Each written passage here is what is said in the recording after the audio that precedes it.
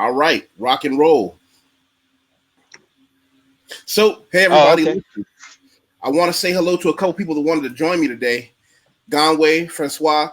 Gonway, a lot of you people know Gonway. Right. A lot of you people know Gonway. Gonway is in a lot of the chats that I do and the round tables that I do. And let's back up for a second. Tell them who you are. Donway, I don't know. I hate introducing myself. 29 years young, aspiring world conqueror. I guess that's it. I mean, Firing, dude. We met in what, Rio de Janeiro, Brazil? yeah, we met in Rio. It was like 2017. Yeah, so Yeah, it was first in the like some expats group, and then we just met up, and that was it. Yeah, we started hanging out because you're coming back here to Brazil pretty soon, man. Yeah, man, 2 months. 2 months to be able to pick up and leave. Francois, say hello. Hey, hello. He literally How you guys hello. do? Oh, yeah. My name is Francois, and I'm a school teacher. And like brother said, I'm 48 years young, and I have a couple of small businesses. I'm a public school teacher. Also, I teach special education, and I love the shows. I love the topics that Yusuf brings. So I'm happy to be a part of this one. Cool. Well, you know what? Speaking of, one of the things that, let me back up and do this real quick.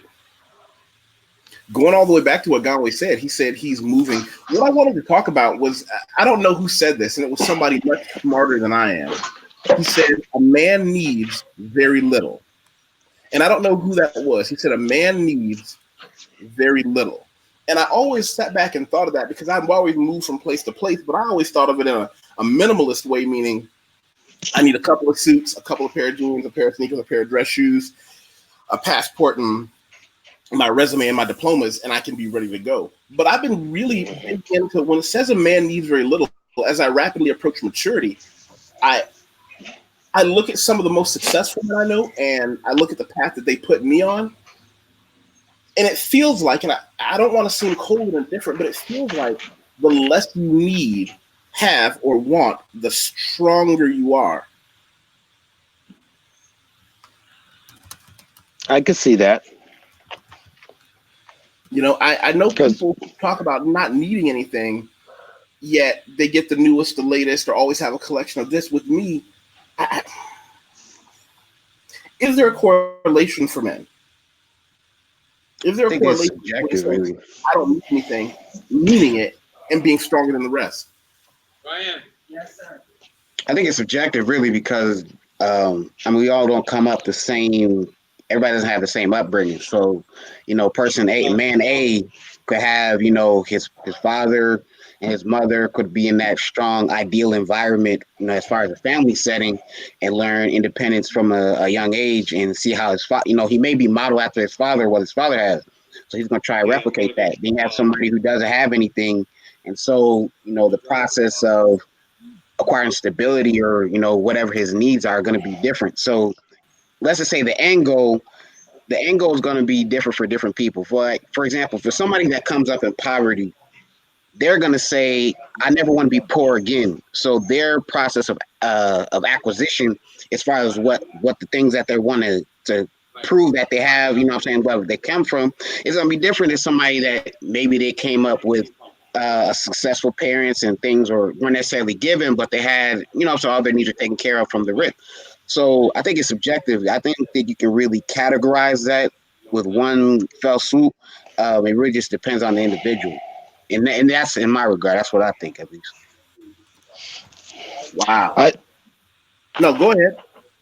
Oh, um, I think though, keeping your eyes simple, that's one of the principles, you know, most people go by, or if you were taught, especially if you grew up in poverty, keeping your eyes simple does things for everybody, men and women, you know, where you're not in the rat race of trying to keep up with the Joneses and so forth. I think when you are on that course, that can make a man weak or a woman weak as well. But when you keep your eyes simple and you only look for the things you need, and you're also about helping and supporting people, that's where your true strength comes from, whether you're a man or a woman, I think.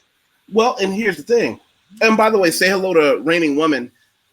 And she asked, was it just for men stream today? No, everyone Hello. can leave Yo. from everybody. And good morning to her too. Good morning. And here's where things get different. Here's where things go machismo, sexist for me. I don't know if it's the same for women. Women wanting things has always actually been a vehicle for men to relate to women. You know, what do men do for women that they like? They protect and provide. I mean, there are a lot of other clever things we can say, but the two fundamental metrics by which men show appreciation are protection and provision. Now, it's not just the basics, a house, Right. you know, meat on Right. the table. What do men do when there's a girl they like? Now, some men, it might be, hey, I'm going to buy her a new dress. I'm going to buy her a new this or that. To some men, it might be, you know what? When I was at her house, I heard her garage making this strange clicking sound. I'm going to go down to the hardware store, pick up a new Right. show up on Saturday morning with some donuts and a spring and say, put on some jeans. I'm going to show you how to put this spring in. That's providing for her because you're also providing her the information. So for every man, it can be different, but I don't know if it's the same for women because women aren't considered weak for wanting things. Does that? You said women are considered weak for what? I didn't hear the women last are part. not considered weak for wanting things. Oh, okay. Yeah. You know, because here's the thing. Yeah. No matter what, for better or for worse, there's generally a man who wants to provide something for her. Right. You know, so I'll go one further though. We'd have to ask a question: what if a man, what more would a man want if he didn't know that a woman is going to judge him based on what he can acquire, like what the things that he has? So, I mean, women aren't weak for wanting them because we've been kind of told that a happy wife is a happy life, quote unquote. You know what I'm saying? So, in that regard, the answer is no, because that's what we've been told. But as far as what a man wants, I think a lot of what men want outside of maybe his personal goals, I think a lot of what men want is like peacocking. I don't know another word to say, but for example, why buy a $80,000 Audi when you can buy a $30,000 Toyota, whatever?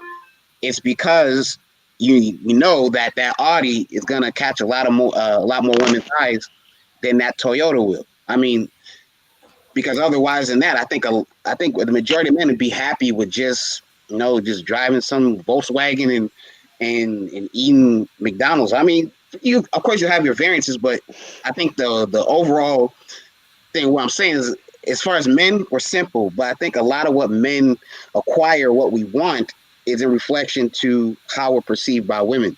I mean, people can say that that's not true, but I mean, why buy a Lamborghini? You know what I'm saying? I agree. Check out what she just said, though. I was brought up on simplicity but class. My mother hated the idea of fitting in with the Joneses. I prefer exquisite minimalism. Now, check this out. I don't know if any of you read things like World Conquerors, just different generals and things, the philosophies they had. Apparently, one of the things that I'm not sure if it was Genghis Khan or Attila, but one of them had a philosophy for their warriors, right? Their warriors were never allowed to have any superfluous things. Whenever they conquered or looted a village, gold, diamonds, none of that shit was a warrior allowed to keep. However, he was allowed to have the best sword that could possibly be afforded, the best spear that money could buy, the best helmet that any warrior could ever want. But superfluous things were specifically outlawed. You could send your wife and your children rings and gold necklaces, but I better not catch you in any of that shit. And he said, and I believe that can kind of grow on a man. You know, I think that's an interesting way to look at it, because for me, I don't have very many things. I just try to buy things the best of which. You know, I'll buy a cheap pair of socks and a cheap tank top, but my computer is a MacBook Pro because that's what I need to go out. That is my spear, my sword, my shield. That's how I earn my income as an editor. For people who don't know, I do copywriting, copy editing, proofreading. If you need something written in university level English, if you wrote something in university level English, feel free to contact me. That's what I do. I don't make any money off of YouTube or Gmail or any of that stuff. This is what I do. I just meet other people and I'm able to to introduce good people to each other. I'll show you guys if anybody wants to connect with me. Anybody can connect with me here on LinkedIn. So I'll just leave that there. But yeah, going back to it, it's that whole. It's hard. It's hard because one of the things I've learned is it doesn't extend to. Oh wait, let me back up for a second. Omega Dreads said something interesting. Omega Dreads, can you expand on men's most untapped potential is human instrumentality? Can you go into that? Can you go into that a little deeper for us in the comments? Let me know exactly what you mean. Hello from Sao Paulo, Brazil, where it's nice and warm today. It's like winter, and of course, I'm still wearing a tank top because it's nice outside. Yeah, I missed that, man. It's getting chilly here, so you'll be back soon. I know, right? Yeah, that minimalist attitude, that attitude of saying, I don't want anything. So that makes me strong. I think it doesn't make you susceptible to bribery, but it does kind of put a barrier in front of you and other people because people look at, okay, well, what does he want? And I can use that as a way to kind of enter into his life. And for me, that's been difficult. I don't know if either of you have run into that. I had a woman say to me once, your birthday is coming up, but I can't buy you anything because anything you need, you go out and get, and I can't think of anything you want. I'm the same way, man. Like I don't ask for nothing. Like anything that I want, I either work for it or I just kind of put it in the back of my mind and just forget about it. So it's kind of hard. I'm the same way. People don't like cooking for me. They don't like buying things for me because I'm just low key. I don't really require much as far as material things. I mean, maybe character aspects that's different, but you're talking about, well, what color shirt do you want? I'm like, I'm good. I don't need any more clothes. You know what I'm saying? So you're right. That is difficult when it comes to certain people. So, Reigning woman, hit the nail on the head. And your woman is a reflection of you. What you project is what you attract. If you project materialism, you will attract that. That's exactly right. Exactly right. Then she could have just served you on your birthday. Yeah, but that's not a special day for me. That's every day. Exactly. And for me, if someone wants to give me a gift, they don't have to worry about asking me what I want. I mean, some do, but I would just take the gift, because, I'm not picky. If you out of the kindness of your heart, you wanted to give me something, I would appreciate it. And, that's just where I'm at with that. And then when I give someone a gift, it would be something that I would like for them to have, or may feel that it fit them. So to me, sometimes if you give somebody a gift and they say, oh man, why did you get this one or that one? To me, it's just, it doesn't sound right. But, when you're more natural with your gift giving and accepting, I think it's true. That's what you will attract. You will attract that if you're materialistic. And I want to come back to the brother here about the car, about how people get cars for, to attract women. That's true. They do that. And I don't, I don't see why. I just don't understand the concept of, because for me, having a car is more than just, I mean, I'm into cars. I have a small car business called Ocean Blue Motors. It's just a wholesale company. So I love cars for the quality of the car, how it performs and so forth. So if I like a Mercedes-Benz, a SL 500, that's what I like. If I wanted an Audi, that's what I like. It's not in my mind, like, how do I look in this car? That's not why I get cars. I get cars because I like the quality of the cars and how it rides. So sometimes you're right. And then I also have a couple of cars where it'd be like, why are you in this car? I have a small little Volvo. I've got a Ford van now I just picked up, a 89 that I'm fixing up on the inside. I have a 1971 BMW that I'm trying to restore. So I love old cars too. So I don't care what people think, if I'm riding. So wait, I like vans because I grew up watching the 18. Is it one of those vans? I can show it to you right now. It's not the 18 van, but it's an 89 Econoline, and I just got it repaired, got the engine. The main thing about your car is that you want to make sure your engine is tight. Spend whatever money you have to spend to make sure your brakes, shocks, wheels, tires, everything is right. But yeah, this is what it looks like. I just got it, and I had to get the blue seats because the van was blue. Now, what's the name of your company, by the way? Again, give it to me again. It's called Ocean Blue Motors. Can I look it up online? No. We haven't put it online as How of yet. dare you? How dare you? You got people out here So- saying, "I want to find out what this guy does." Well, I'm gonna just be on. Oh, can you see this right here? I don't know what that is. I don't know anything about. Oh, that's just the back door where the speaker is. Okay. Oh, you got a party. He's trying to turn up in your econo line. He's trying to have a party. He said, "See, I could appreciate that." He said in the econo line. I don't lie.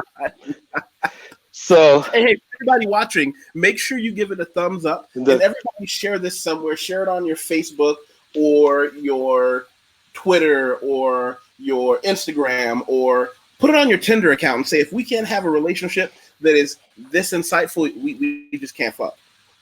I mean, I'll be honest. I don't really require much. It's just pump and dump, and I'm screw. I'm out That's of a here. different conversation. Now, hold on. Let's go to minimalism with relationships to women. For me, minimalism in relation to women, it can often come down to there is a power and a weakness when everyone around you knows I'm okay if all I have to do is look in the mirror. I'm okay knowing that I enjoy the company of women. But if I'm not in the company of women, it's okay too. And a lot of women, they often feel, when they encounter men like me, I've been told that they feel unneeded, not necessarily unwanted, but they're used to men who, I need you to be around. I need you to do this for me. I need you to do that for me, as opposed to men who are, I like you being here, but if you choose not to, that's okay too. Thank you. Thank you so much, Reigning Woman, for sharing that on Twitter. Oh, for the record, I want hold on a second. Let me do some due diligence here. Reigning Woman I want everybody to check her out too.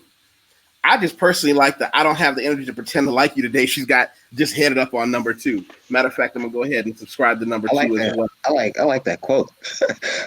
I might have to. Well, I'll go ahead and make sure you're included, but I might have to post that somewhere. That's a good quote. Oh, Yusef, you know what? You asked me about our website. I don't have a website for the car company, but I have a website for my nonprofit. That's what I'm most passionate about. So you can have them go to followtheleaderfoundation.org. And that's what we've been doing for about 13 years there. So okay, I'll definitely have to pop that up on the screen. But no, going back to, do either of you or anyone listening ever encounter situations where you realize that understanding as a man you don't need something can make particularly women feel like, I don't want to be around him because I need a man that just displays that if I leave it would affect him? Because I'm kind of at odds with that. On one hand, I can see how that might show someone cool. But at the same time, I don't know that that's ever benefited a man. Follow the Leader Foundation, your nonprofit. Yes. I like to read that. Community engagement on health and wellness. This is nice. Thank you for sharing that with everybody. We just did a couple of events in LA County on health and mental wellness. Hello from Sao Paulo, Abba. Where are you now?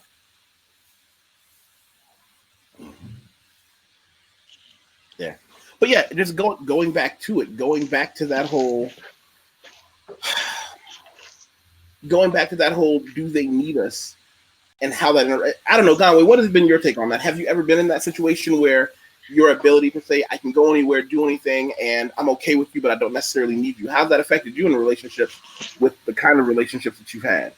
I'll be honest, I was a bit of a simp in my younger days. I mean, I never had like an issue getting women when I was younger, even with that whole, just the pandering. I used to do that a lot. I mean, I have my ways. I was a savage sometimes, and I was a simp sometimes. But I mean, now that I've grown older and I've learned, like my independence has gone kind of through the roof, and I've been able to do different things. I mean, they know that it's not really much you can give me as far as outside of sex, but I mean, it does hurt in a way because they feel like, you know what I'm saying? It almost seems like there's a bit of condescendence when you say things, when you have that projection to you. I noticed that they kind of feel like you think that you're better than them. And I mean, it may come across differently, but I mean, it's for me, it's hard for me to kind of quantify that just because I don't, like I said, I'm kind of person. My story is very, I don't know. You know my story. Like my story has been kind of up and down. Life has been just crazy. So the lessons that I got from that, and the skills that it's given me, I'm really. It's kind of hard for me to just say. It's so don't leave. I can just be like, oh well, I'm saying you wouldn't be the first person. So so it's kind of hard to quantify that. I just require. I guess now I just require different things, and if you can't accommodate that, or you're not trying to help me be a better person, help me build, then I'm like, well, I guess peace. Like, really much you can do about that. Rating women after their call-in number. There is a join link, but today we're going to keep it with just us. But do this. I want to chat with you outside of this, and I want to invite you to some of the other things where I have these big mixed group where you and I can talk about what we do. Here's what I'm going to do. Reigning woman, I'm going to ask you to look in the comments. I'm going to give you my phone number. Add me on WhatsApp. Download the WhatsApp on your phone. If you don't have it, add me there. Anybody watching can add me on WhatsApp and say hello. And let me put that in there right now. Francois, I didn't want to cut you off. Oh no, I'm fine.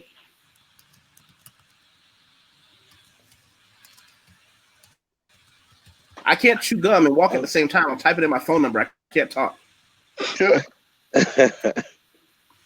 People think I know how to type because I write, but I don't. I do voice to text and then go in and I can edit later, but I don't know how to write. Oh, really? I type on a text. Oh, wow. I don't know how to type. People think I know how to type because I'm a writer. I don't. I can edit, and I can, if I have my own articles that I write, I talk them out. It types it up for me, and I just go in and correct the grammar and punctuation. Mm-hmm. So I didn't know. Yeah, small things like that. I mean, but technology is a wonderful thing. When someone, hey, what was the? Oh, go ahead. Go ahead. Yeah, finish. I didn't mean. Oh no, I was going to ask. So, what was that we were talking about this morning about the Stoicism? Man being stoic versus basically just how people view a person who is stoic. That topic that you had raised, and then I commented back on it. Did you see it? That's what I'm asking. I thought that's what. Let me see. Hold on. Can you read what you wrote to me or put it in the comment? Because okay. Let me see. Let me go back to this because I'm not technologically sound here. Don't hang up on me. Oh no, I'm not. No. I said okay. What I responded. Well, it says Stoicism, not stillness. So Stoicism is active. It's a verb. Okay. Oh, okay. And then I commented, I said, you could clearly see through that a Stoic has a higher level of self-awareness, social awareness, and self-control. This is why emotions is a key part of their operation, like in the manner of acquired emotional intelligence. And so that's the comment. And so I thought this was going to be on that, but I mean, this is fine, what we're talking about. What I wrote on Stoicism, I never want to hold somebody hostage and then read something I wrote and say, talk about what I wrote. But let me show you guys. Okay. He's referencing. The article that he's referencing is on YusefWateef.com. It's called Stoicism, Not Stillness. And I'll read you the first part. It says, Stoicism is active. It's a verb. The strong, silent type go unnoticed because so few people realize their presence. Being stoic is always rewarding, sometimes smart, and only fun on rare occasions. So I've detailed how and why. As a modern Stoic, I avoid stillness and inaction. Stoicism is not fatalism. Stoicism is not inaction. Stoicism is not passivity. Stoicism is not withdrawing. Stoicism is not stillness. What that means is a lot of people say, well, I'm a Stoic man. I'm just going to sit here in the corner, not say anything, not do anything. I equate stoicism with discipline. Right. Me too. With that grim ability to say, listen, I'm going to get this done. It's like lifting weights. People think I enjoy lifting weights every day. I don't. There are days when it sucks. There are days when my friends say, hey, listen, we're going to go do this awesome thing that we know you want to do at 7. Come. And I'm like, ooh, can't. Got to go lift weights. Yeah. Right. That's totally true.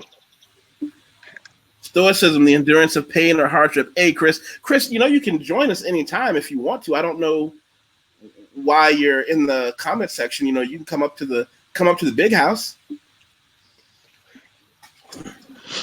I mean, I kind of looked into Marcus Aurelius, the meditations. I've been kind of following that a little bit.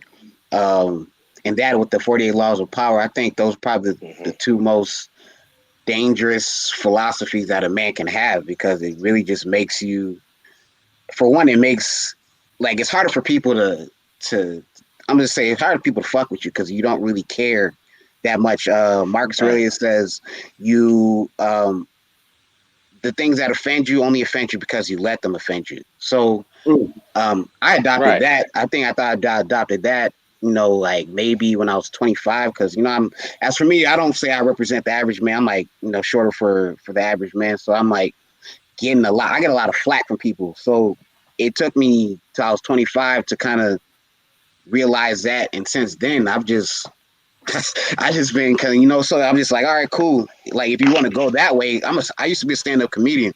So I found ways to either give that back to him, or I just be like, all right, cool. And then, when, like I said, once you compound that with the 48 laws of power, I mean, it really changes who you are. I think it's Law 31 that says, despise the things that you can't have.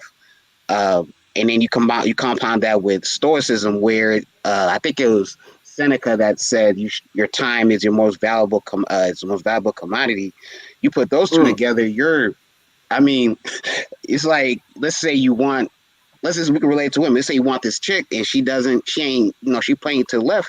You don't got to say you hate her, but you can certainly just, say, all right, cool, whatever. You know what I'm saying? Right, exactly. So I mean, since I've been doing that, my whole mind frame has changed, and you kind of look at people different because you realize how much time other people are wasting. And maybe the way they see you spend your time may not be the most practical for them, but what I'm saying, it's certainly different than what they're doing. So I don't know. I like Stoicism. Since I've been following it, it's definitely been a big boon to my personal life. Right. So if I'm not mistaken, you're talking about law of the 48 laws of power. Is this the one you're talking about? Law 36, disdain, things you cannot have, ignoring them is the best revenge? Yes, 31. I thought 36. It was, I just didn't know I forgot which law it was, but yeah, it's 36. No problem. Yeah. We'll get out of this. No problem. I love that book. Love that book. But yeah, that's the one, the things you can't have, just ignore them. But what's interesting is when you come from a situation where there are things you cannot have, by the time you can have them, people look at you and say, you could have this, but why don't you? Even here in Brazil, people say, well, Wateef, I knew your house and your situation in the United States. How come you just don't want all that here? I'm thinking, I don't need all that here.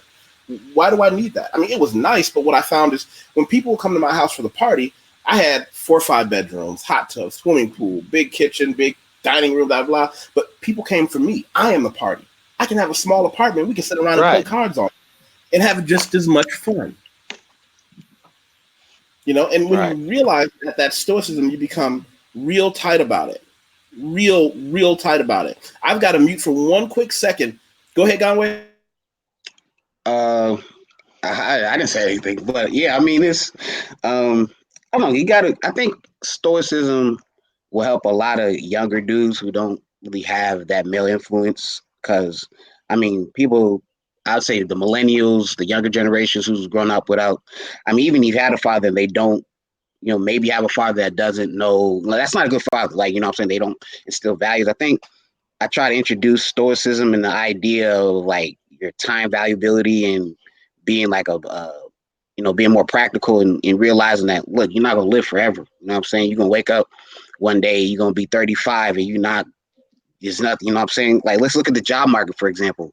Like they said that in the net, what the Generation Z is going to make up 36% of the workforce. So people, the millennials, my generation, if you're not looking to make yourself competitive, that's all. That Generation Z is completely digital, and that's kind of where the job market's moving. So you could take that time and invest in yourself to make yourself more competitive as the next two generations come in. You know what I'm saying? Instead of just getting drunk and taking trips to Jamaica and doing all, you know what I'm saying? Like, you know what I'm saying? So stoicism You just will help. insulted an entire country getting Hey, drunk and all right. taking I mean, all our insert country Jamaican here then. Hey, I guess all my Jamaica's Jamaican popping. friends. I mean, insert country here. There you go. So we're not going to just outlie everybody else. But yeah, I mean, you got to realize. I think that's one big part of stoicism. It all revolves around your time, because I think Marcus Aurelius, in his time, realized that your most valuable asset, which you can't get it back. What was that movie with Justin Timberlake where money wasn't a currency, it was time, and your time was Justin Timberlake. like there's a counter on your Oh, well, you had enough time to live. right, yeah, and then like time was allocated like a food shelf, and so they and they had like the rich people had like mad time. People had like 100,000 minutes or some whatever, or hours or whatever, and it got me thinking, and I'm like, that's such a representation of life, because you really, the only thing is you can't get it back. You know what I'm saying? Like, you know what I'm saying? So I don't know. It's kind of a hard thought to articulate, because it goes so much deeper than it's more than a commodity. It goes deeper than that. So. Mm-hmm. The other point I want to touch on, and it was something that Yusef said. When he's going to his workout, and his friends are doing something, and he knows, hey, I'm big enough already. I worked out yesterday. I could legitimately go and hang out, right? But it comes to this point again where you're keeping your senses, right? So now one thing is that he didn't get mad or offended because his friends wanted to have him come and party. You see, a lot of people are so quick to get offended from just a question or just, hey, what do you think about this? Or, or I don't think you need to work out so much. And they get offended and then just completely shut down communication, behind that. And so where it takes discipline, I think it's really about your discipline and keeping your senses, on the things that you're responsible for, and you tend to do it. And I think that's what all people like, men and women. They want somebody who's reliable and dependable, that you can count on. Here's the other problem, though. Right now, we're in a situation where there is no assumption, there is no presumption of good faith when people have discussions. You are in a world where people can have a discussion with someone they disagree with and intentionally become offended because they take an interpretation of what you said the wrong way on purpose. Yeah, that happens too. Yeah. I think it's a situation where now nothing can happen. Mm-hmm. Nothing can happen at all. Now we're in a situation where communication shuts down. Everybody knows there's this heavily, just serious bullshit going on. And what do you do? What do you do? I think that's really just a symptom of intellectual laziness. I mean, if it takes intellectual laziness. What was it? The rules for the radicals. I read a little bit of that, but I mean, if it takes you to have an outburst unintentionally or intentionally, it just means that you can't rebut somebody's argument. And if that's what it takes for you to end the discussion is to shut down, then it means you don't have anything to rebuttal that. I mean, I think that's just indicative of people not really wanting to be open to criticism or just other ideas. I don't really think that's anything else outside of it. Hold on. Lorian just dropped a heater. People that wear their ideas and opinions as their identity. That's brutal. That's brutal. Yeah. Lorian, go into detail. Leave me a message. Go into detail. What do you mean about that? Because I don't want to misinterpret what you said, because that's heavy. That's very heavy. Very heavy. So while he's typing that, but yeah, there are people who wear their ideas as their identity, and they can't form their identity around their core. They have to identify, and but here's the thing. Part of Stoicism means not necessarily needed to belong to a group. I like Brazilian Jiu-Jitsu. It's part of what I do. But I also know guys for whom that's part of their identity, and without that, they are nothing. With me, it's right. Like core, and you can build Legos around it. But I know people that build their identity of, I am this political affiliation. And that's going to guide everything I do to my detriment, because I can't even go back and read and say, okay, well, what if things changed? Right. You know, and that's a problem. That's a big problem. I think that's just a product of the environment, though. I think because when I was growing up, it really wasn't. As I remember, people weren't really that far, bent on identifying with their ideas and identity. Like me growing up in, let's just say, middle school, I used to see, I had an openly gay teacher, and nobody cared that the dude was gay. Like even us in middle school, as much as we used to call each other like, oh, that's gay, nobody really cared, you know what I'm saying? But now it's like, if you're LGBT, if you don't identify and your whole persona isn't surrounded around the LGBT, then you're not LGBT enough. You know what I'm saying? So I think that's just a product of the times, really, because I don't remember it ever being like this, honestly. And I'm only 29, so growing up in the 90s, South Park used to say faggot, and people used to think that was funny. You know what I'm saying? But now it's like, you call your friend a faggot, somebody comes and they're like, well, I'm gay. You can't say that, you know? Because you can say that about every ethnic slur there is. And we do have to remember, forming your identity around, I think we just got taken out of the game. I think that whenever we play that game, we're not just talking about a name. We're talking about something that maybe it's like someone saying, hey, come here, boy, shut up, coon. Well, to some people that's funny. To some people I may be about to get lynched. I might have to kill some people to get out of the situation. Oh, and that's true. You have to respect that for a lot of people, being called a fag was the last word they ever heard before somebody hit them with a brick. Right, and maybe that was a little too extreme of an example, but nobody ever got hit with a brick being called a Democrat or a Republican. All right, whenever someone has their thoughts challenged, instead of contemplating a long line of logic, they choose to get upset because they live their life according to their assumptions. That's good. Yeah. That's true. That's an excellent explanation. That's an excellent explanation. I think when people make excuses that people made them feel a certain way, which you can have a feeling, but then it translates into, so therefore I did this based off of the feeling. And when you're just trying to have an assertive conversation where you could both be assertive, and get your points across. For example, you could say, hey, I think the Brazilian soccer team is the best because of these players.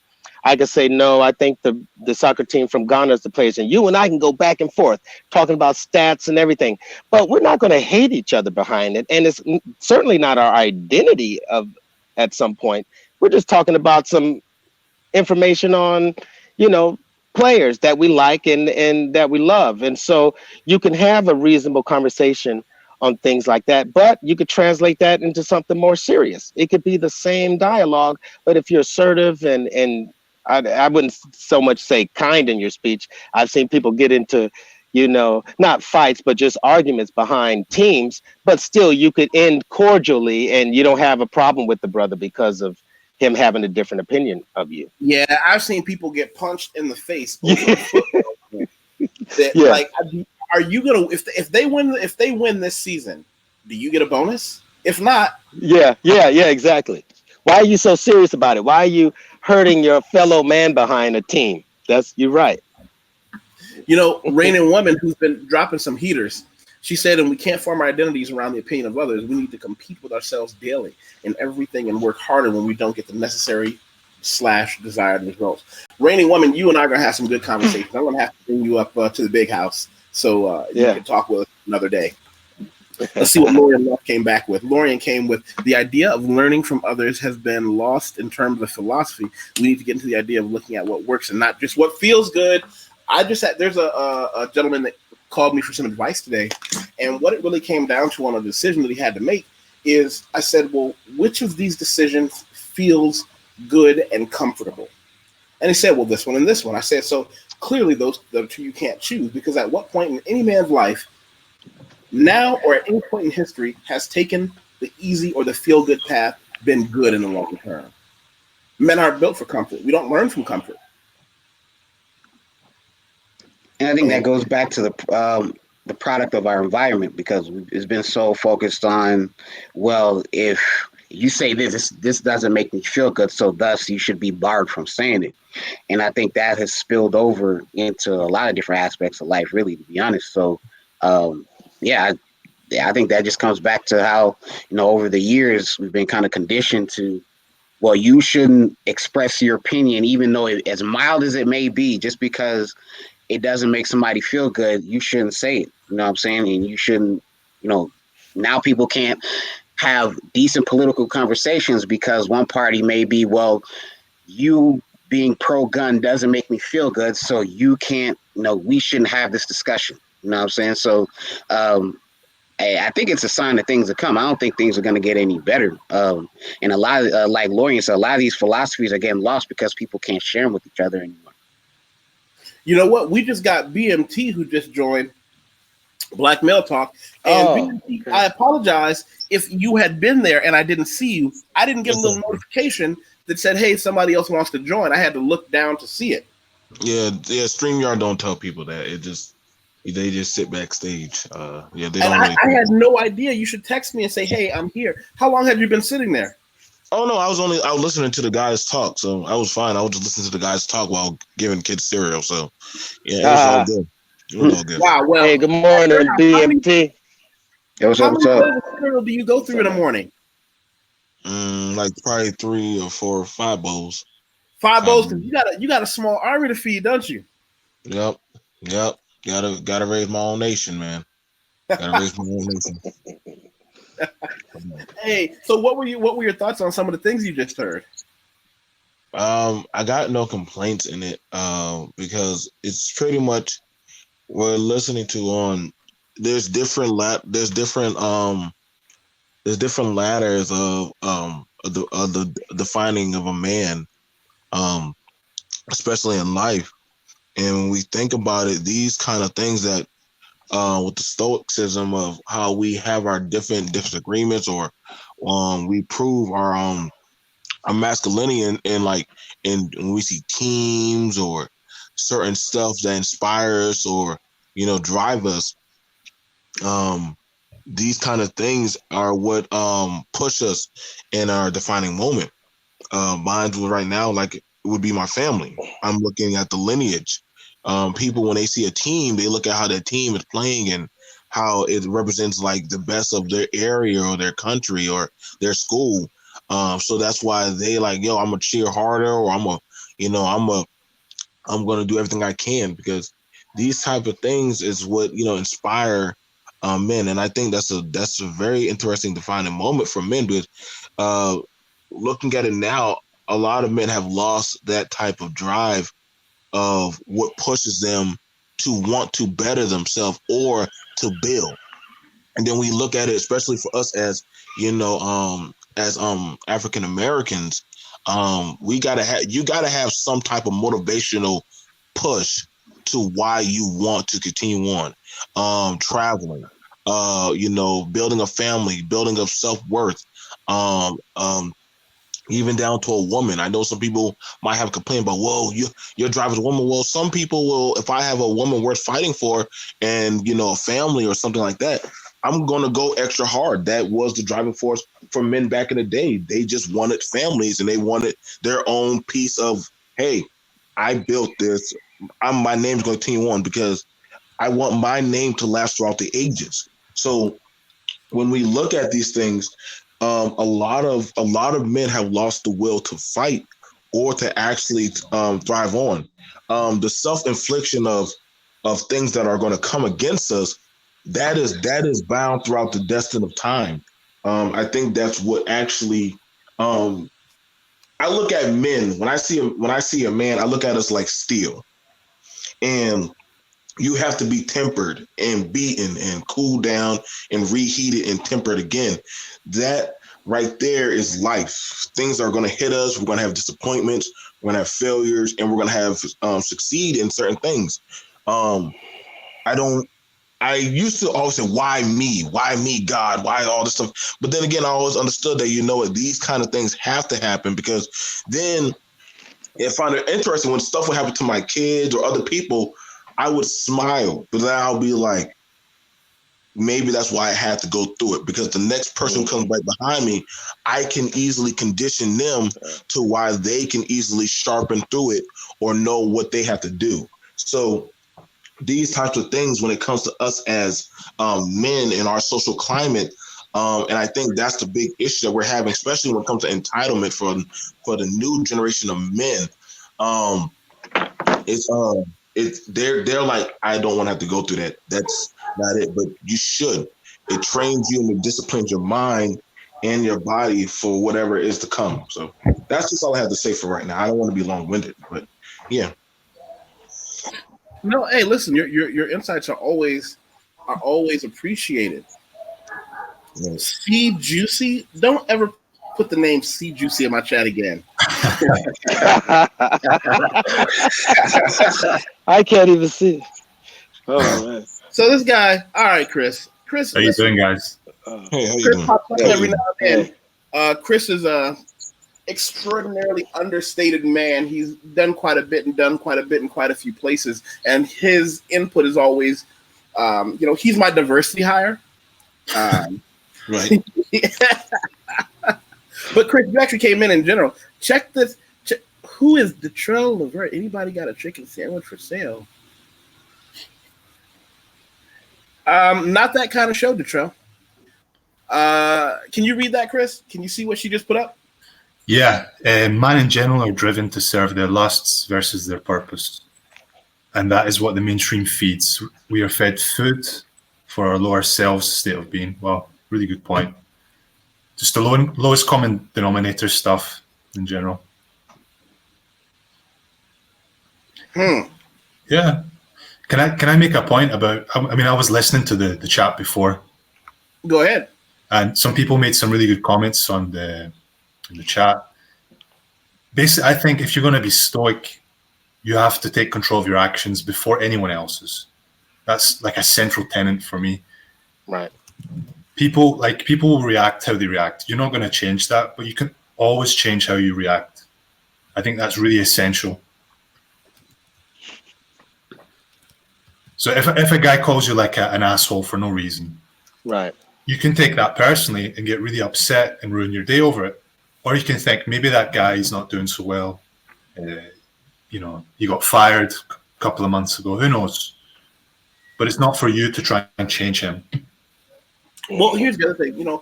It's part of it is, remember in The Godfather when he said everything is personal? It is personal, but we can make it personal just for him. We can factor in that guy's got it in for me. He doesn't like me. But what I'm not going to do is let him see in any way, shape, or form that it takes me off my game. Because the most terrifying thing you can, in every anime, and this is going back to BMT and I, we started doing some anime reviews and things. When you see the super bad guy punch the good guy, and the good guy stands there and takes it, now everybody gets terrified. They're like, wait a minute, there's something wrong. I gave him my best shot. And look, Chris, you got a compliment. Look at that. It comes from my full name because my name is Christopher Young. So I thought it was clever, but obviously people think it's ridiculous.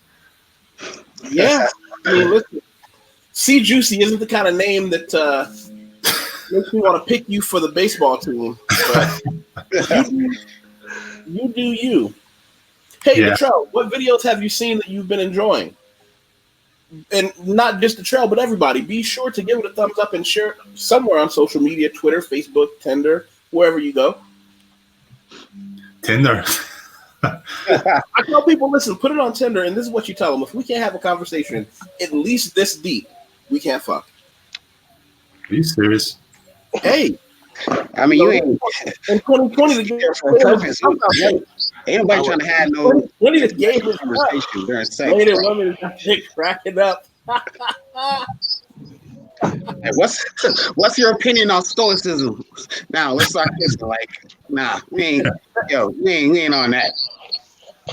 Now, here's something I will tell you. My mother always told me, listen, regardless of the women that, because my dad was always kind of quiet about women. He didn't talk about girls a whole lot with me. His brother did, but that's a different podcast. That might not even, that would have to be behind a paywall. But my mother told me something secret. She said, whenever you're around a girl, in her house, we're just having a conversation. One of the key questions to ask is, oh, what was the last thing you read? Doesn't matter what she read, whether you like it or not. But if she didn't read anything, if she can't think of the last book she read, you probably don't want to think about having a future with this girl. Yeah, but until the end of the night, what's the problem? Well, future, yeah. Reigning Woman has said, so we stay in a perpetual state of confusion while chasing the next conquest, our lower state of being. I've seen that happen. Yeah. I've seen that. I've seen people, I've seen grown men chasing the next shiny ball, the next girl he needs to bang.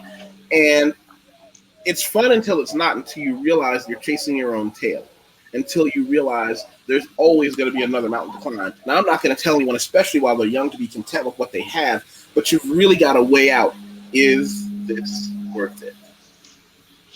Is this worth where I'm going next? Does anyone have any tips on how to be a bit more stoic? Because I don't think it's that simple. It sounds simple, but I think actually doing it is another. I think one of my things for me is I usually like to and I was talking to my nephew, and he was telling me about this girl, and that he wanted to court, or take out, and I was like, ask her what's her 2-month to 3-month goal plan, and then from there actually have her break down her dreams of where she wants to see herself and what she's doing to get there. But I believe when people, when people start actually telling you about their life and their hardships and their journey of their story of their life and where they're trying to get to, you start in the mind, especially for men, we start doing the matchup game of, is this compatibility, or is this just suitability or acceptability? And when we're looking at that of, I'm looking at what this person is doing. I'm looking at the that they're going through the classes, that they're taking extra, that they're doing traveling. I'm into traveling. I'm going through classes. I'm actually taking up, I got a job. I work 2 jobs and stuff. When you start hearing them talk about that stuff, and hey, I probably only have time to see you on the weekend, but also if you want, I go to this nice class where I do pottery. You want to meet me there? Because I want to go to, down to the Caribbean and sell pots. Once they start hearing your dreams, and though we may laugh at it, certain people that actually starts to, is this something I need to work with? Because I'm not gonna lie, I told my old lady my struggle love system of what I was going through. And it was up to her to hear it out and say, dang, you do all that? Yup. I work 2 jobs. Definitely got to make sure I have water in my car or it overheats. I was telling all the struggle stuff as well as the good stuff. And she was laughing, but she was like, dang, if you can do all that and you're still happy with your life, but you're also trying to build up on your life, that's something as a man that he's defining himself.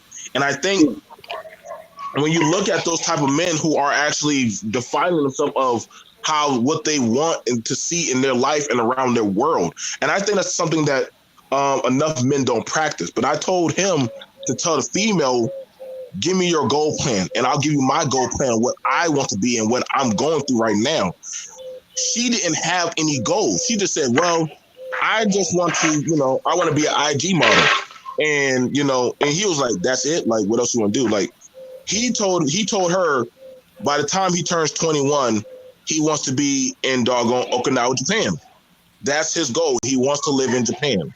And I'm like, okay. Now we're females laugh at him, but he's dead set serious. He's already learning Japanese. He's already learning the culture.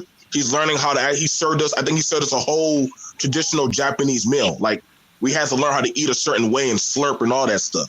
But the fact that he's that serious, yeah, I didn't know if you slurp, that shows respect that you're enjoying the food. But now here's what's interesting, because I lived in Tokyo for a couple of years, and it's interesting that he even said, "Hey, I have to learn how to slurp my noodles." Right, like that. But see, the fact that he's reconditioned his mind to think like that, and he's looking for somebody that is like that actually can hold those conversations with him. I think he only has one or two friends that can actually speak. They have their own Japanese dialogue in front of people. It kind of pisses me off, but that's them. And the fact that he has a girl now that he talks to, you know, she looks pretty good, that they talk Japanese. They've already started to talk about they're going to be going to Japan, like when they turn 21. So he's already socially building his network of friends, which he has like a good amount of friends who are waiting for him to come over to Japan to teach English to. So he's going to be an English teacher in Japan when he gets old enough. So wait, how old is he now? He's 17. He's gonna go. He's gonna go get his associates. He's gonna go get his. He wants to be a teacher, and then he's gonna go to Japan. Well, when he turns 18, tell him to add me on Facebook. I would love to give him as much information as I can. But what I also want you to do is you can tell him that tell him you got somebody that has traveled and been to Japan. If I can give him any connections, I've got quite a few connections in a couple of different countries. Japan just being one of them. I also want you to send him this and tell him to check that out. The information is from a couple of years ago, but at the same time, let him know the job can get done. What he's talking about, man, it's totally feasible and totally doable. You guys see that? Yep. Oh, cool. Oh, okay. But cool. You know the thing about it is, Yusef, is that when people talk about, because reconditioning yourself and going to another country or another place and teaching yourself to live in another culture, that's a stoic type of climb. You know what I'm saying? Because you really have to, you're relearning a whole, in mind you, he's doing this by himself. So like he's pressuring himself to do that. And we help him as much as we can, or, you know, I've been over there and I try to give him a few things, or, you know, I give him some money so that way he can go. Yeah.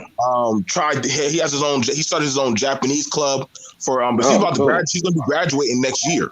So he's going through a lot, though he gets bullied and talked about and all that stuff, because everybody doesn't think this one kid can literally go to Japan, you know, off of what he's talking about doing. I'm like, this is your fight. Either you're going to listen to other people and stay your ass here, and you know what I'm saying, and just give up on your dream, or you're going to go. And I think the fact that he has a few good people that actually are going with him or actually believe in him, that is his comfort. But other than that, he understands that this is going to be a fight he has to fight on his own. And I think that's something that is, in a sense, that's Stoicism, because he stopped complaining about they're picking on me or they're talking about me or people think I'm crazy. Like, I just have to just knuckle down and just believe that regardless of whatever happens, I'm going to have to make it happen for myself.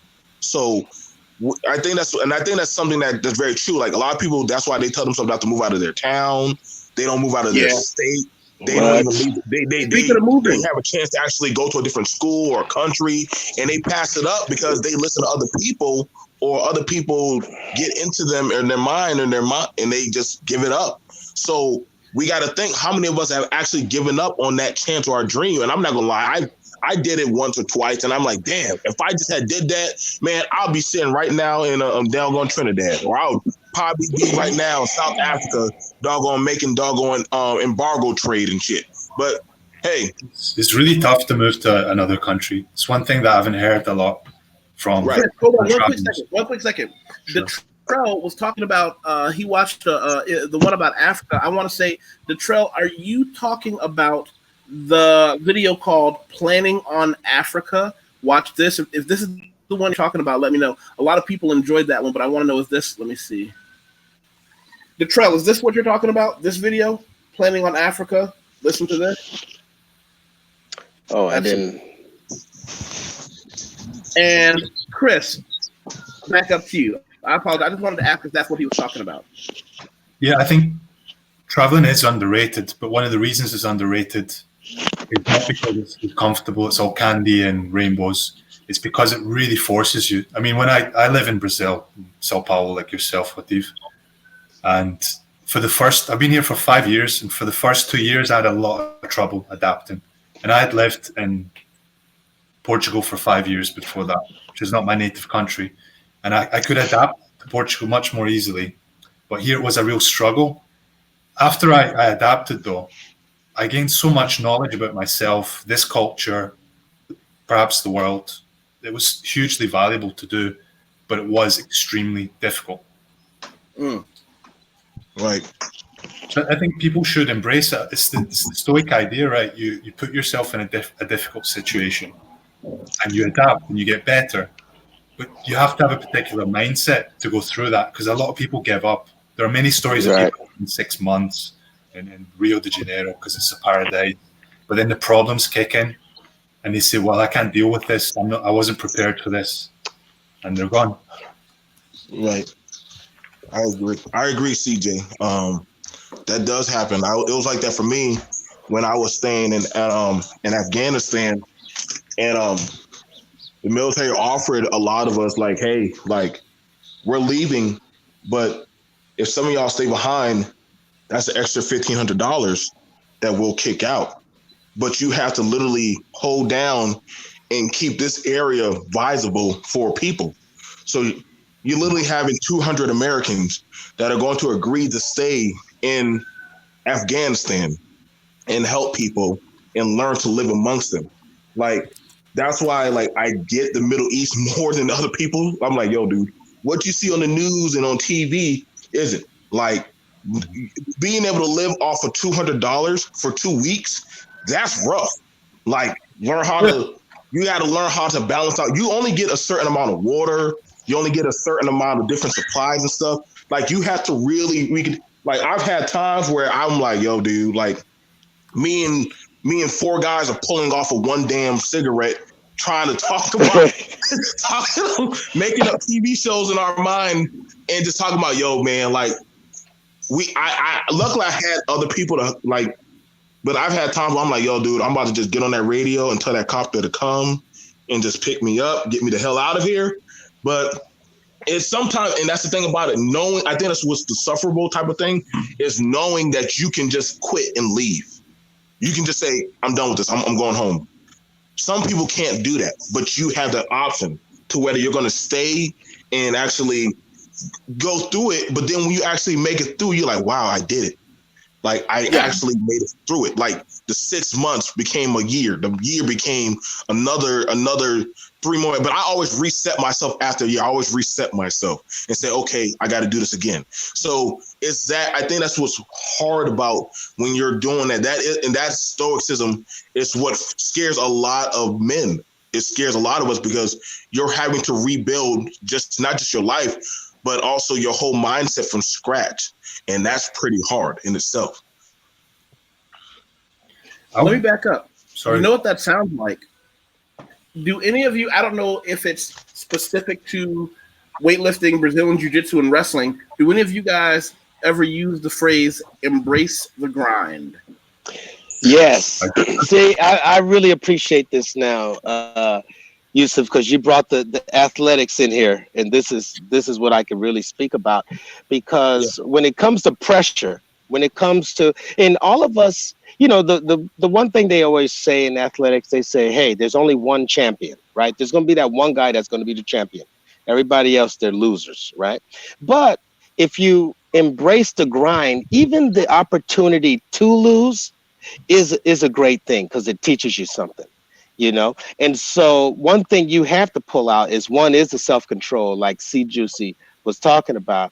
You have to have that self-control, because what if you get headbutt? If you're in a jiu-jitsu match, if you get headbutt, the guy's kind of getting rough. Well, that kind of sometimes propels you, hey, I'm gonna get rough back. But sometimes you need to keep your composure. You have to remain self-control and just rely on your technique and your method. And you usually will win out if you don't allow the emotions to take over you. you Right. know? And so, yeah, you have to embrace the grind, and you got to keep your head fit, you know? And I think this goes across the board in every aspect of life in regards to women and men, that you have to be fit. You can't quit, you know, just like the brother C. Juicy said, he was in Brazil. It got hard, right? It got hard. He could have easily went back to his comfortable life somewhere else, said, okay, I tried it. I'm done. I'm gone. But what did he do? He stuck it out and he figured it out. And that's what we're losing a lot of today, because with some of the mental health issues that are going on, in some ways people have a pass. Well, I couldn't do it because I was depressed. Oh, I couldn't do this because of this. And yeah, that's fine. I understand you may have a condition or whatever, but now what are you doing about it? What are you going to do to get yourself on the right track so you can be better and be all that you can be? And I think that's what it comes down to. You're going to lose sometimes. Failing, it's okay to fail, but you got to get up off your ass and do what you need to do to become successful, and you'll figure it out as long as you stay in there. I never want to be confused with someone who does not advocate going to a trained, licensed doctor for any of your needs, be they mental or Right. psychological. However, we understand it can be more than just a pill. A pill doesn't cure everything. It can cure some things. Right. But there's never going to be a time when a doctor gives you the medication that won't work better if you're getting sunlight, eating healthier, and exercising. It's just impossible. Right. Well, yeah, you don't always need medication at all. You can have their psychotherapy. You can have someone to talk to. You can explain your problems to. And like you said, you got to do other things. You know, try to acquire some friends. Go somewhere. You know, instead of you relying on someone to make you happy, what are you doing to make yourself happy? Like for me, what I like to do, I like to go to the beach. I like to look at the water. You know, I like to do something physical. Okay, that is what makes me happy. I can't rely on someone to make me happy. So when you're in that mindset where you're like, dude, I don't need anybody to make me happy. I'm already happy. And then I'll just bring my happy ass in front of you and you'll be just as happy too. So that's the whole idea. But yeah, you have to do something about it. And like the one brother said about setting goals, he asked the girl, she didn't have any goals. Well, people will tell you, yeah, I've got goals. I want to do this. I want to do that. But now what have you put into practice to show that you're working along with those goals, that you're actually going to achieve it? And I think some people don't know how to do that. Self-awareness, right? Let me back up. When I was talking about embracing the grind, Omega Dreads said he heard that in class. I'm curious to hear what class Omega Dreads heard that in. Can I ask a question to Prodigy? There you go. Jiu-Jitsu showed me to stay calm. Yes, exactly. Exactly. Hey, nothing will clear your mind than having a man with his forearm in the side of your jaw trying to so you give up one of your arms so he can put you in a shoulder lock Kimura. Can I ask Prodigy? I love it. I love it. Yeah, there's nothing will clear your mind like that. There's nothing that will clear your mind better than, if I don't react the right way, this dude is going to strangle me unconscious. Nothing brings you back to earth that way for him. What about the stand-up comedian? Someone said they were doing stand-up, right? Yeah, I used to do stand-up like a few years ago. So that's terrifying. I can't imagine doing that. I mean, I think it's not really, I mean, for me, I play it down just because I'm a social person anyway. So I go whatever circle I go in and just peep out the personalities, and then I, introduce myself and go from there. But I mean, yeah, the first time I went on the stage, it was, I was like, man, all these people, I have to make all these people laugh, or else, that's my reputation. I guess that was my fight when I first got into it. Like, I just have to be good. Like that, I didn't care. The money wasn't even, it was in the back of my mind, like, to be famous, but I was like, I have to build my reputation on being funny, because outside of comedy, outside of stand-up, I'm pretty goofy on my own. Like, I say a lot of dumb shit and I make people laugh. I got stories and I make people laugh. But I mean, to try to channel that into stand-up, that was the challenge. And I mean, the only reason why I didn't continue that is because I got really ill. And then by the time I got back to health, like, the buzz was gone, and it was just like I didn't have the energy to do it anymore. So I kind of shifted focus. But yeah, I mean, everybody's right. Like, every man needs a challenge. Like, you know what I'm saying? Something that's gonna define him or make or break him. You know what I'm saying? So I mean, everybody, I don't want to reiterate anybody's point, because everybody's been saying some pretty powerful stuff. So did you embrace the bombs Like when you weren't doing well, did you just go with it? Yeah, I mean, there was this one. I remember this one independent show I did. You know, it was like that's one I remember the most. I bombed. They wasn't really, you know, they wasn't really feeling me, and this girl in the front row was tackling me. So what I did, I went at her. You know what I'm saying? I started talking about her, and I got some of the crowd back, and I was just like, you know what? From that time on, I just came up with better material and just try to be better than that show. And I mean, you remember things like that. You always remember those situations. Like you have your failures and then you have your bombs, like things that just completely embarrass you. Those are things you remember the most. You know what I'm saying? Because I don't know if it's just it's the idea that people saw you fail in this manner, so you don't want to repeat that again. You know, you don't want that feeling again, and it drives you. As for me, it drove me. But yeah, I mean, I don't know. It was fun. You know, it was fun. I like it. Let me go with something Raining Woman said. No one should ever have the responsibility of making you happy. That is too heavy a task. Everyone will fail. And I think that very neatly circles back to the concept of Stoicism. It circles very neatly back to that. If I do everything for myself, I can be happy with someone, but I can't make them responsible for my happiness. So let me do this. We're going to start wrapping up. I want everybody to, because we've been doing this for an hour and we all got lives to lead and busy things to do. And we'll probably be back with some other things, maybe a more open group. I want everybody to start giving me, if you got any news, information, you want to start a rumor about something. No, don't start rumors about you. But if you want to tell us a secret, something, Francois, you start. Oh, you said tell you a rumor?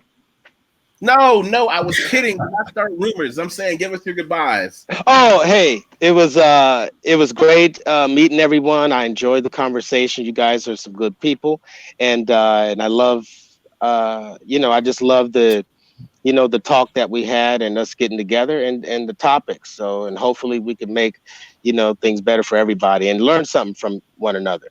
So, goodbye, you guys. See you soon. All right, peace. Peace. Conway.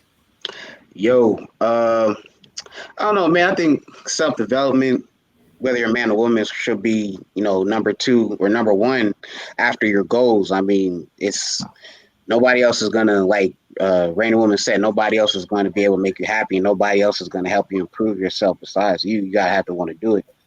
I mean, that's it. I mean, watch out for me in 2 months, Rio. If you want to meet up, whatever.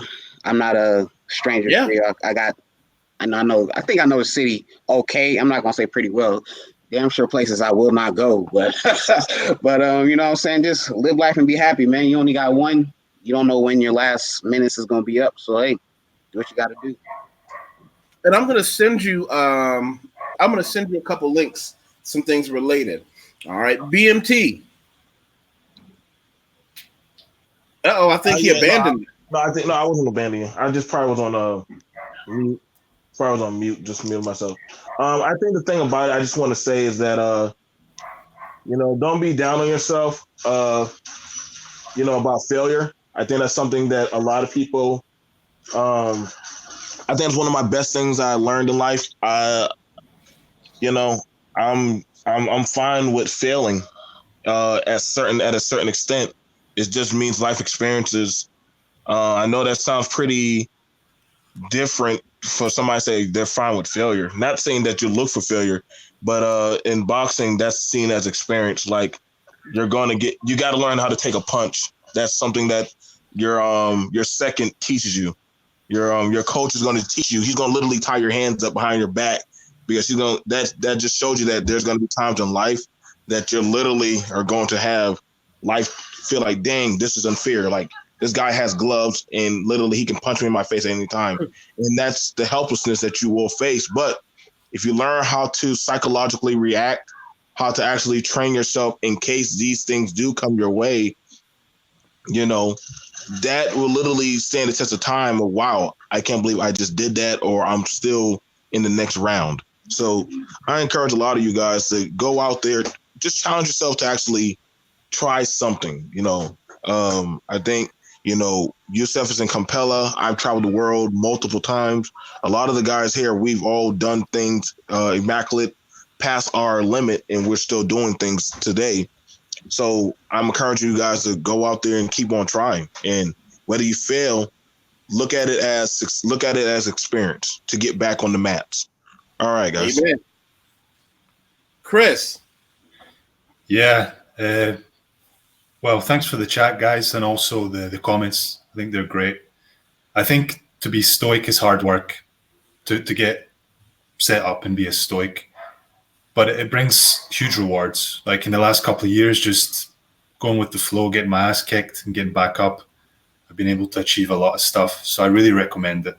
And cheers. All right, you have a good one. And I think I'm going to round it out. Reigning Woman has been giving us some great jewels, and I appreciate everything that she and everyone else has contributed. Omega Dreads, everybody. And she said, great discussion and vibes. Thank you. Have an awesome day. YusefWateef and everyone. I want everybody else to have an awesome day as well. As I said before, share this. This is what I do to bring good people together. I don't get any bonuses for views or anything like that. I have no agreements with Google or YouTube, but what I do is tell people what I do in case you ever need that. I'm an editor. I write, ghostwrite websites, write resumes. People who write things and need it done in university level English bring it to me for editing. That's what I do. I'm not a YouTuber. I just do videos and talk to some of the cool people I know.